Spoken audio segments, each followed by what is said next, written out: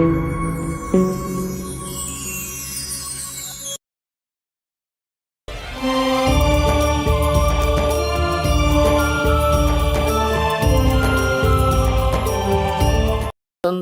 ऋषि में ऋषि, ये आज तक ब्रह्मा विष्णु महेश की उत्पत्ति नहीं बता सके हमने। इनको जरो अमर बतावे विष्णु जी और शिव जी को। इनका कोई जनक नहीं, इनका कोई माता पिता नहीं। ये खाक पड़ा इन सदग्रंथों को मूर्ख बना रहे थे हमने हजारों वर्षों से। अपना जीवन नाश किया, हमारे सारे पूर्वज भूत बनवा दिए, फिर उनके श्राद्ध निकलवावें, शास्त्र विरुद्ध साधना करवावें और आने वालों को भी नरक में ही ले जाते हैं। अब आपको दिखाते हैं ब्रह्मा विष्णु महेश की उन्हीं की जीवनी में क्या स्थिति है, देखिएगा। श्रीमद भगवत मद देवी भागवत यानी देवी पुराण, गीता प्रेस गोरखपुर से प्रकाशित।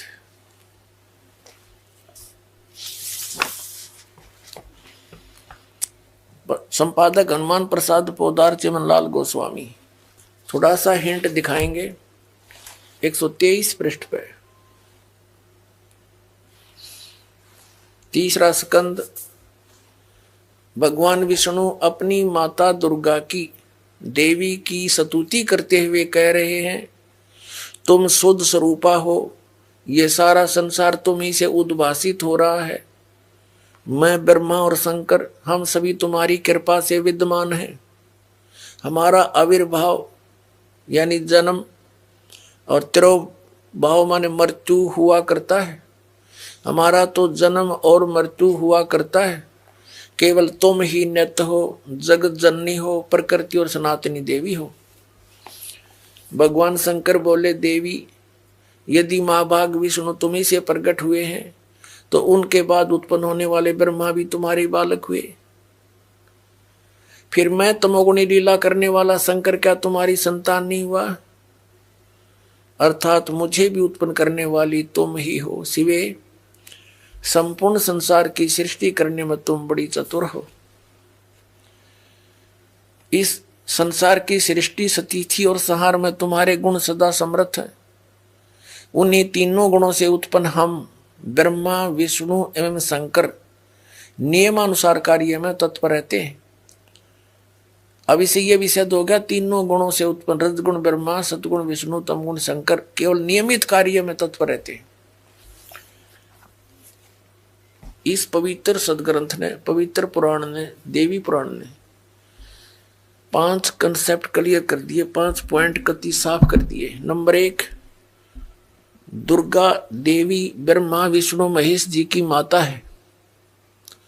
दुर्गा जी को प्रकृति भी कहते हैं। तीसरा, ब्रह्मा विष्णु महेश की जन्म मृत्यु होती है। चौथा, ये ब्रह्मा रजगुण, विष्णु सतगुण और शिव जी तमगुण है। और 5वां कि ये केवल नियमित कार्य ही कर सकते हैं, जैसा आपके भाग्य में है वैसा ही दे सकते, उसमें कोई परिवर्तन नहीं कर सकते। इस शिव पुराण के अंदर लिखा है, पवित्र शिव पुराण के अंदर, कि श्री ब्रह्मा जी रजगुण और श्री विष्णु जी सतगुण का आपस में विवाद हो गया, झगड़ा हो गया। अपना आत्माओं दास कहे तो विदग्ध इनके इतिहास बताते हैं तो आपको स्वीकार्य होगा। ये देखिए, ये है श्री शिव महापुराण हिंदी टीका सहित भाग 1। श्री शिव महापुराण विद्या अवरिधि पंडित ज्वाला प्रसाद जी मिश्र कृत हिंदी टीका सहित, खेमराज श्री कृष्णदास प्रकाशन मुंबई, इतने ये यहाँ से प्रकाशित है। हम इसके ये देखिएगा, इसके पृष्ठ नंबर 11 से हम शुरू करेंगे। ये है विद्वेश्वर संहिता भाग 1 छठा अध्याय।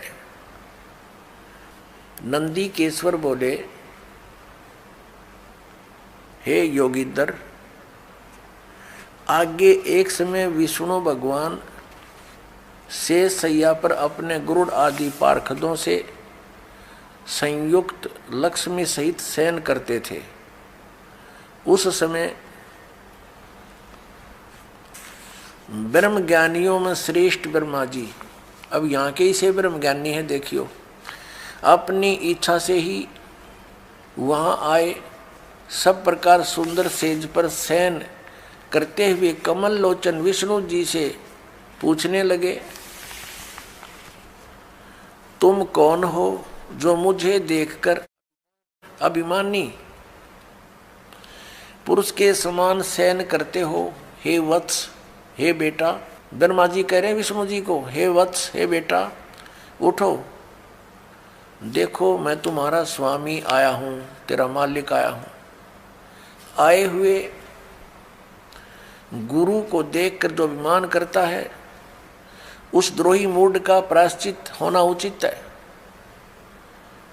यह सुनकर विष्णु जी के अंतर में तो क्रोध हुआ, अंदर तो बड़ा गुस्सा आया, पर ऊपर तो शांत बने रहे, परंतु बाहर से शांत रहे और बोले, हे वत्स, हे बेटा तुम्हारा मंगल हो, बैठो, इस आसन पर विराजमान हो। अब विष्णु जी कहे, उसने ब्रह्मा जी को कहा, जा बेटा बैठ जा। इस समय तुम्हारा नेत्र कुटिल और मुख वक्र यानी टेढ़ा क्यों हो रहा? गुस्से में हो रहा था ब्रह्मा जी। ब्रह्मा जी बोले, हे वत्स, हे बेटा विष्णु, तुमको समय के प्रभाव से अभिमान है। हे पुत्र, मैं तुम्हारा रक्षक और जगत का पिता मैं हूँ। विष्णु जी बोले, यह तो सब जगत मुझ में सतीत है, तुम चोर के समान किस प्रकार अपना कहते हो? तुम मेरी नाभि कमल से उत्पन्न हुए हो, इससे मेरे पुत्र हो, मुझे पुत्र कहना सर्वथा व्यर्थ है। नंदीकेश्वर बोले, इस प्रकार ब्रह्मा विष्णु दोनों ही रजोगुण से मुग्ध होकर विवाद करने लगे। मैं श्रेष्ठ हूँ, मैं स्वामी हूँ, ऐसा कहकर एक दूसरे को मारने की इच्छा से युद्ध करने में उत्सुक हुए। अब देखो, संपूर्ण देवता विमान में बैठकर वो तो लठ बजाना तैयार हो रहे हैं, और हमारे देवता फिर क्या क्रिया करते हैं? तब संपूर्ण देवता विमानों में बैठकर उस महाअद्भुत युद्ध को देखने चले आए और आकाश में उनके ऊपर फूल बरसाने लगे। वारे देवताओं, अब हम उस प्रसंग पर आते हैं कि जिसके अंदर ये कहा गया है इसी पवित्र पुराण में कि ब्रह्मा और विष्णु तुम भगवान नहीं हो, यू आर नॉट गॉड। देखिए, अब हम आगे हैं 17 पृष्ठ पे,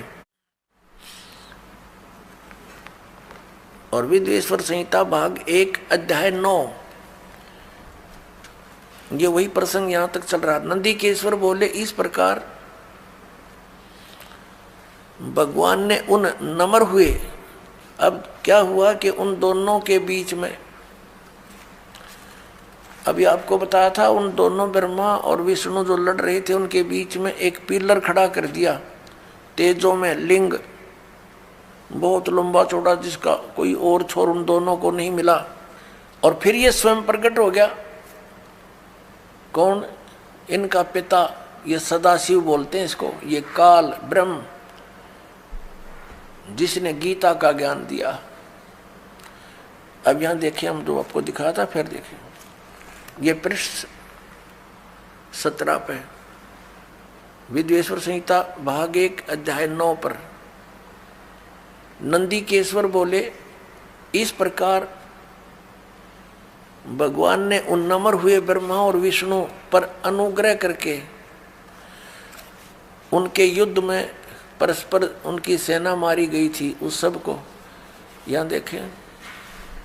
उन दोनों की अज्ञानता और वैर को दूर करने के अर्थ उनसे क्या कहा भगवान, काल भगवान ने, सदाशिव ने क्या कहा कि मेरे सकल और निष्कल यानी साकार और निराकार में भेद से 2 रूप हैं, परंतु और ईश्वर नहीं है, मेरे अतिरिक्त कोई प्रभु नहीं है। इस कारण उनके 2 रूप नहीं हो सकते, पहला सतम रूप और दूसरा पीछे मूर्तिमान रूप धारण किया। इसमें ब्रह्म रूप निष्कल है, ये निष्कल है, निष्फल नहीं। और ईश्वर रूप सगुण है। मेरे ये दोनों रूप सिद्ध हैं, दूसरे किसी के नहीं हो सकते। इस कारण तुम दोनों को अथवा दूसरों को ईश्वर तत्व की प्राप्ति नहीं हो सकती। तुमने जो अज्ञान से अपने को ईश माना, तुमने अज्ञान से अपने को ईश यानी भगवान माना, यह बड़ा अद्भुत हुआ। उसके दूर करने को ही मैं रण स्थान में आया। अब तुम दोनों अभिमान त्याग कर मुझ ईश्वर में अपनी बुद्धि लगाओ। मेरे प्रसाद से लोक में सब अर्थ प्रकाश होते हैं। ये इनको समझ नहीं सके, इसलिए ये बताने वाले तुम्हारे गुरु झूठे हैं। अब उन झूठे गुरुओं की देख दिखाऊंगा आपको, निरी झलक, एक नहीं गुणीय झलक दिखाऊंगा। देखिएगा पवित्र शिव पुराण, ये गीता प्रेस गोरखपुर से प्रकाशित है। सचित्र मोटा टाइप, केवल हिंदी। संपादक है हनुमान प्रसाद पोदार। ये विद्वेश्वर संहिता है। संक्षिप्त शिव पुराण 24 पृष्ठ पे ये लिंग बीच में खड़ा कर रखा है, ये ब्रह्मा जी और विष्णु जी के बीच में। फिर वो स्वयं आकर के इनके सामने खड़ा हो जाता है। फिर इनकी आपस में क्या वार्ता होती है ये देखिएगा। प्रश्न नंबर 25 पे विद्वेश्वर संहिता।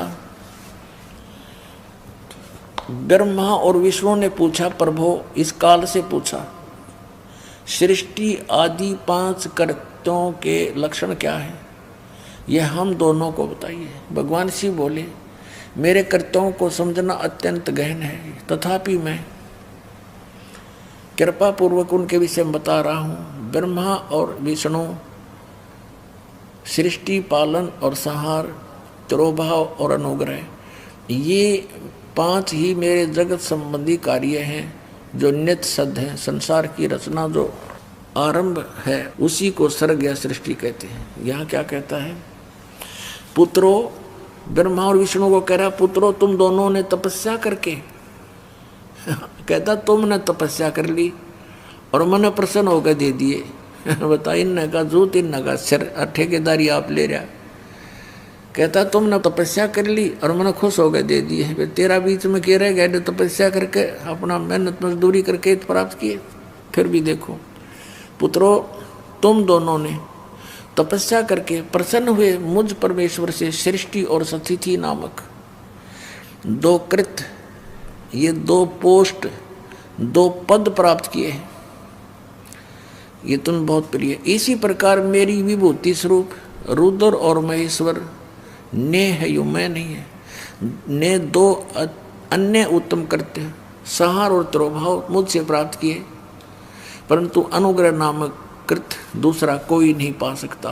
अब देखो, अब क्या हो गए, 2 तो ये हो गए ब्रह्मा और विष्णु, इसने सृष्टि और सतिथि नामक के 2 जॉब मिल गई, और रुद्र और महेश्वर ये 4 हो गए, और 5वां यू बोलनिया। इतना स्पष्ट हो गया अपना आत्मा। अब ये भी सिद्ध करना पड़ेगा कि वो काल बोल रहा था। ये काल है ब्रह्मा विष्णु महेश का पिता, और दुर्गा इनकी माता, अष्टंगी, 8 भुजाओं में शस्त्र ले रही, इसको अष्टंगी भी कहते हैं। ये देखिएगा। अब इसी पर इस 26 पृष्ठ पर ही अभी आप यहाँ पढ़ रहे थे, और अब यहाँ पढ़ेंगे हम इसी पर। मैंने पूर्व काल में अपने स्वरूपभूत मंत्र का उपदेश किया है, जो ओंकार के रूप में प्रसिद्ध है। वह महामंगलकारी मंत्र है। सबसे पहले मेरे मुख से ओंकार यानी ओम प्रकट हुआ, जो मेरे स्वरूप का बोध कराने वाला है। ओंकार वाचक है, मैं वाच्य हूँ।